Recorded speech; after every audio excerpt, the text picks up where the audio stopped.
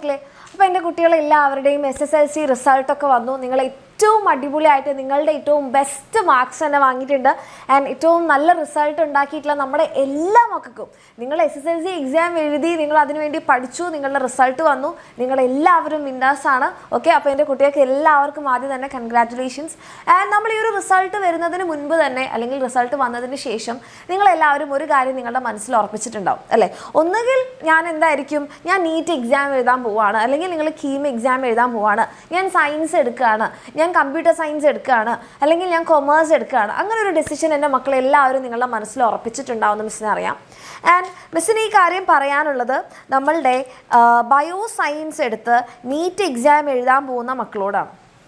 Okay, അപ്പോൾ എന്തുകൊണ്ടാണ് miss computer സയൻസുകാരെയും കൊമേഴ്സിനോടും സംസാരിക്കാത്തത്? അതുകൊണ്ടല്ല, മിസ്സിന് സംസാരിക്കാനുള്ളത് നീറ്റ് 2025 കുറിച്ചാണ്. അതായത് ഇപ്പോൾ നിങ്ങളുടെ സൂപ്പർ സീനിയേഴ്സ്, നിങ്ങളുടെ ചേച്ചിമാർ, അതായത് ഇപ്പോൾ +2 കഴിഞ്ഞിട്ടുള്ള, അല്ലെ ചേട്ടന്മാർ, ഇപ്പോൾ +2 കഴിഞ്ഞിട്ടുള്ള നിങ്ങളുടെ സീനിയേഴ്സ് എഴുതിയിട്ടുള്ള നീറ്റ് 2025 എക്സാമിനെ കുറിച്ചാണ്. ഓക്കെ, അപ്പോൾ അത് നിങ്ങളോട് പറയാൻ കാരണം, ബയോ സയൻസ് എടുത്ത് ഇനിയിപ്പോൾ നിങ്ങൾ നീറ്റ് എക്സാം എഴുതുന്നത് 2026 2027 അപ്പോൾ നീറ്റ് എക്സാം ഒക്കെ എടുത്ത് നമ്മുടെ മെഡിക്കൽ ഫീൽഡിലേക്ക് വരാൻ ആഗ്രഹിക്കുന്ന മക്കളോടാണ് മിസ്സിന് പറയാനുള്ളത് നമ്മുടെ ഈ ഒരു നീറ്റ് 2025 കുറിച്ച്. അപ്പോൾ നിങ്ങൾ നീറ്റ് എക്സാം എഴുതാൻ വേണ്ടി പ്രിപ്പയർ ചെയ്യുന്ന ബയോ സയൻസ് എടുത്ത് പഠിക്കാൻ ഉദ്ദേശിക്കുന്ന മക്കളാണെന്നുണ്ടെങ്കിൽ നിങ്ങൾ ഈ കാര്യം തീർച്ചയായിട്ടും അറിഞ്ഞിരിക്കണം.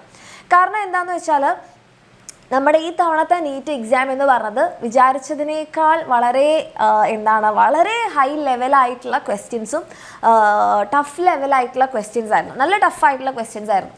അപ്പോൾ അതിൽ പ്രശ്നം എന്താ പറ്റിയെന്ന് വെച്ച് കഴിഞ്ഞാൽ, നമ്മുടെ കുട്ടികൾക്ക് എല്ലാവർക്കും, ഓക്കെ, നമ്മുടെ എക്സാമിനറിൻ്റെ കുട്ടികൾക്കോ അല്ലെങ്കിൽ നമ്മുടെ കേരളത്തിലെ കുട്ടികൾക്കോ മാത്രമല്ല, ഓൾ ഇന്ത്യ ലെവലിൽ പേപ്പർ ടഫായിരുന്നു. ഓക്കെ, അപ്പോൾ അതിൽ കുറച്ച് പേർക്കെങ്കിലും ചിന്തിച്ചു പോയത് എന്താണെന്ന് വെച്ചാൽ, എല്ലാവരും പേപ്പർ കണ്ട് ആകെ ഷോക്കായിപ്പോയി.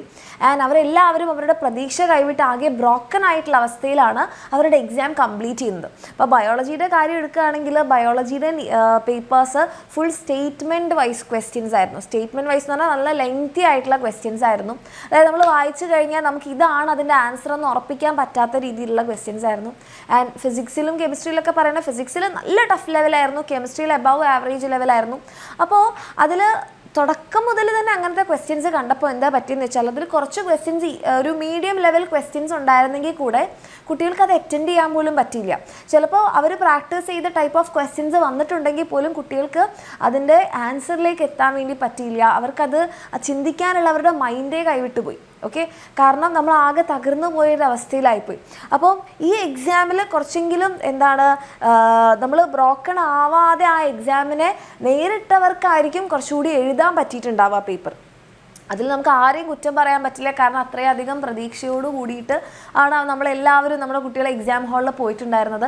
അപ്പോൾ അതിൽ അവർക്ക് കൈവിട്ട് പോയിട്ടുള്ള കാര്യമുണ്ട്. അതെന്താണെന്ന് വെച്ച് കഴിഞ്ഞാൽ ടെൻഷൻ കൊണ്ടാണ്. അപ്പോൾ നിങ്ങളിനി നീറ്റ് 2027 എഴുതുന്ന സമയത്ത് നിങ്ങൾ അറിഞ്ഞിരിക്കേണ്ട, അല്ലെങ്കിൽ നിങ്ങളുടെ പ്രിപ്പറേഷൻ രീതി സാധാരണ രീതിയിലുള്ളൊരു പ്രിപ്പറേഷൻ ആയിരിക്കരുത്. പകരം എന്ത് ടഫ് ലെവൽ ക്വസ്റ്റ്യൻസ് വന്നു കഴിഞ്ഞാലും നമ്മൾ ആ പേപ്പറിനെ നേരിടും എന്നുള്ള ഒരു മെൻറ്റാലിറ്റി കൂടെ നിങ്ങൾ ഡെവലപ്പ് ചെയ്തുകൊണ്ട് വേണം ഇനി നിങ്ങളുടെ നീറ്റിൻ്റെ പ്രിപ്പറേഷൻ ഇനി 2 വർഷങ്ങളിൽ നിങ്ങൾ ചെയ്യാൻ ഉദ്ദേശിക്കുന്നുണ്ടെങ്കിൽ നിങ്ങളുടെ രീതിയിൽ വരുത്തുന്നത്. അതായത് ഈ ഒരു നീറ്റ് 2025 നമുക്ക് കുറേ പാഠങ്ങൾ പഠിക്കാനുണ്ട്.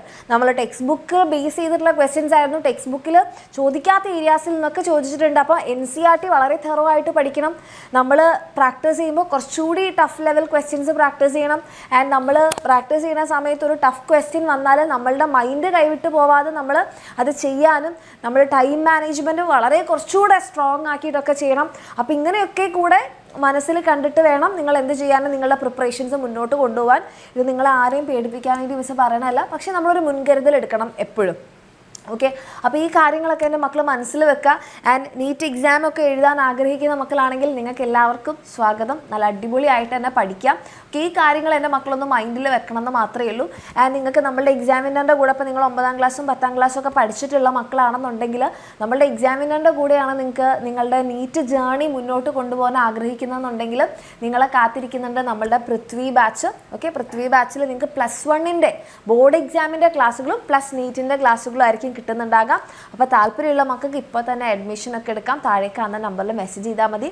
ഇതിലും കൂടുതലായിട്ടുള്ള കാര്യങ്ങൾ നീറ്റ് എക്സാമിനെ കുറിച്ച് നിങ്ങൾക്ക് എന്തൊക്കെ കാര്യങ്ങളാണ് അറിയാൻ ആഗ്രഹമുള്ളത് അതൊക്കെ നിങ്ങൾക്ക് കമൻറ്റ് സെക്ഷനിൽ പറയാം. ആ കാര്യങ്ങളൊക്കെ നമ്മൾ ഡിസ്കസ് ചെയ്യുന്നതായിരിക്കും വരും ദിവസങ്ങളിൽ. All the very best and congratulations. അടിപൊളിയായിട്ട് പഠിക്കും.